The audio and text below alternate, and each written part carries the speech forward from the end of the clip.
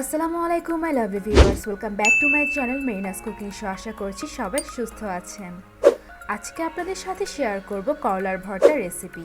আপনারা অনেকেই তিতার কারণে কিন্তু করলা খেতে পছন্দ করেন না, কিন্তু এইভাবে যদি করলা ভর্তা করে খেয়ে থাকেন তাহলে আশা করছি আপনাদের অবশ্যই পছন্দ হবে। তাহলে চলুন পুরো রেসিপিটি দেখে আসা যাক।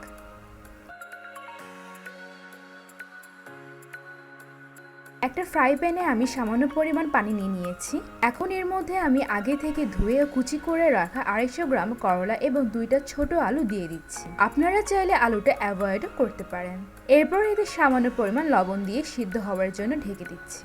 আপনারা যদি তিতা ভাবটা না চান তাহলে করলাটাকে কুচি করে নিয়ে ভালো করে পানিতে কচলিয়ে ধুয়ে নেবেন। এতে করে অনেকটাই করলার তিতা ভাবটা কিন্তু চলে যাবে।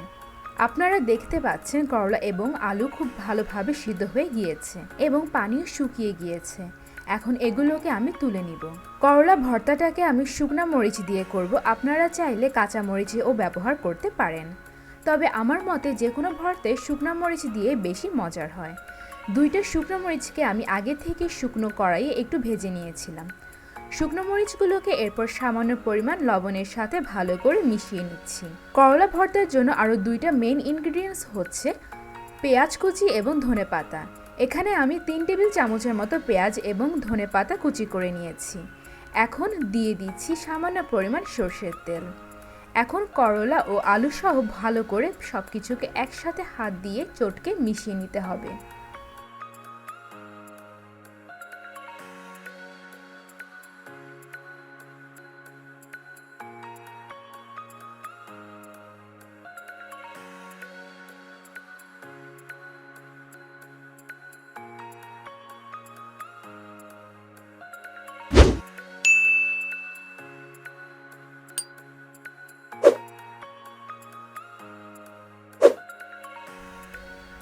হয়ে গেল মজাদার করলা ভর্তা। গরম গরম ভাতের সাথে এই করলা ভর্তা খেতে কিন্তু দারুণ লাগবে। আশা করছি আজকের রেসিপিটা আপনাদের ভালো লেগেছে। যদি ভালো লেগে থাকে তাহলে অবশ্যই বাসায় ট্রাই করবেন, আর যদি ট্রাই করে থাকেন তাহলে আমাকে পিকচার পাঠাতে কিন্তু ভুলবেন না। ডেসক্রিপশন বক্সে আমার পেজ এবং গ্রুপের লিংক দেওয়া আছে।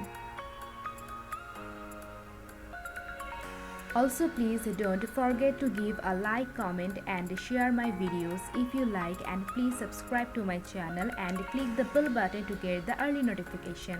Thank you for watching.